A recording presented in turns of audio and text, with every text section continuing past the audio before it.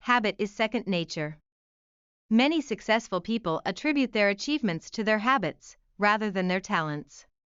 Habits are actions that we take regularly without any thought. A British best-selling writer and journalist Oliver Burkeman said that the problem is not that we don't feel motivated, the real problem is that we imagine we need to feel motivated. Successful individuals consistently carry out their daily rituals, regardless of whether they feel motivated or not.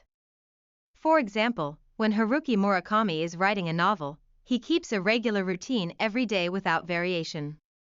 He wakes up at 4 a.m. and works for 5 to 6 hours straight. In the afternoons, he runs or swims, reads books, and listens to music. He then goes to bed at 9 p.m. He consistently maintains this habit without any exceptions.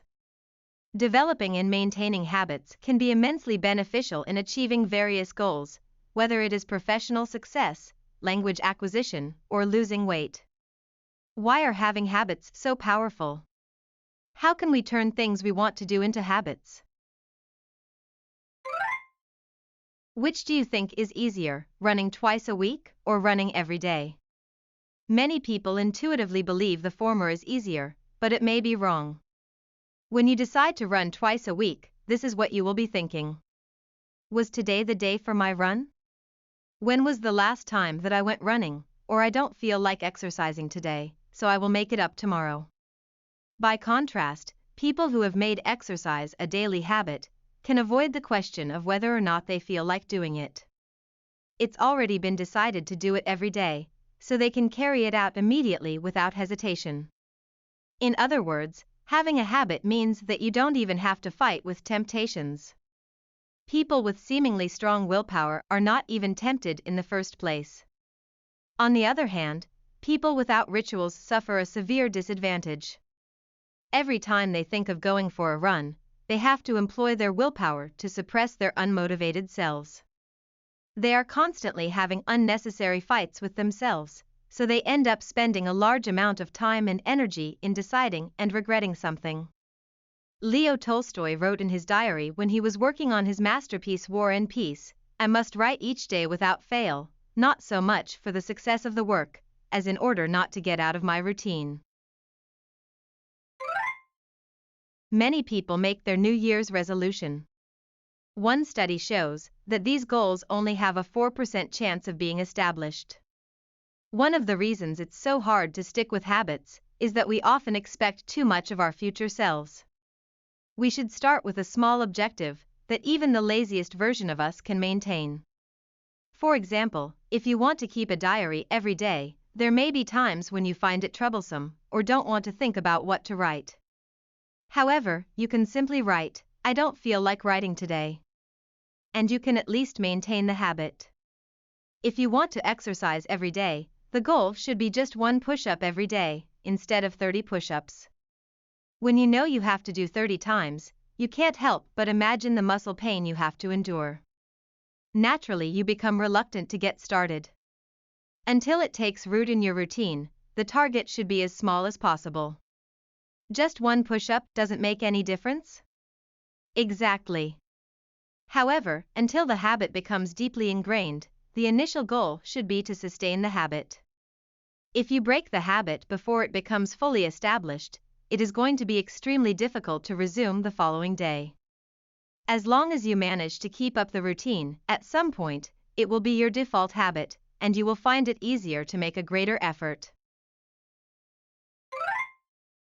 It's astonishingly easy to oversleep, but keeping the habit of waking up early is annoyingly difficult. Similarly, eating excessively is far easier than exercising regularly. A common characteristic of things that are difficult to keep up is that the rewards come slowly. If we could lose weight immediately after exercising, it would have been much easier to make it our regular habit.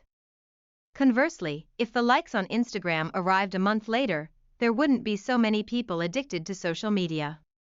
The rules of the game in our society have changed to not jumping to grab the immediate rewards, but instead obtaining the delayed rewards in the future.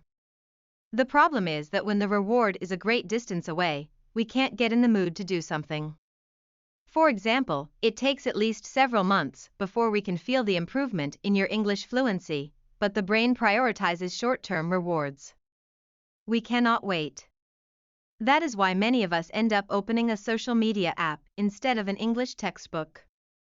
Therefore, people who are motivated by the sense of growth are most likely to fail. Skills and abilities do not always progress instantly and linearly. Sometimes growth stagnates, and even seems to decline due to worse conditions. If you depend on the sense of progress as the source of motivation, you will always be swayed by the fluctuating nature of growth. Paradoxically, people with the highest likelihood of success just dispassionately stick to their routines, regardless of whether they feel they are improving or not. The words routine and habit may imply a lack of thought. Sticking to a rule with no choice seems less creative and less autonomous. But one's daily routine is actually the result of ingenuity, to make the best use of limited resources.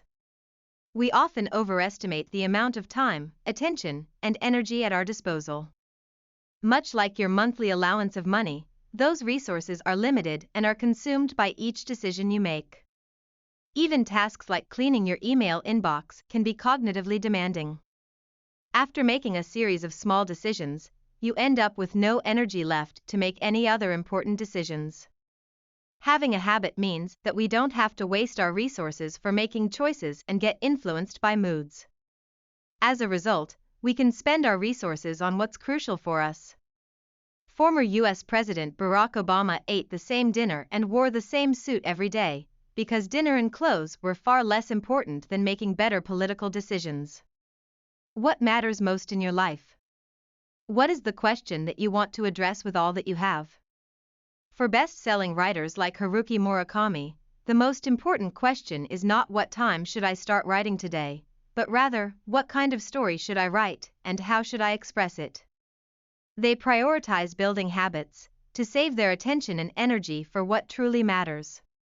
Habit is second nature. Creativity and productivity do not only come from our innate talent, but our effort to avoid thinking about less significant things.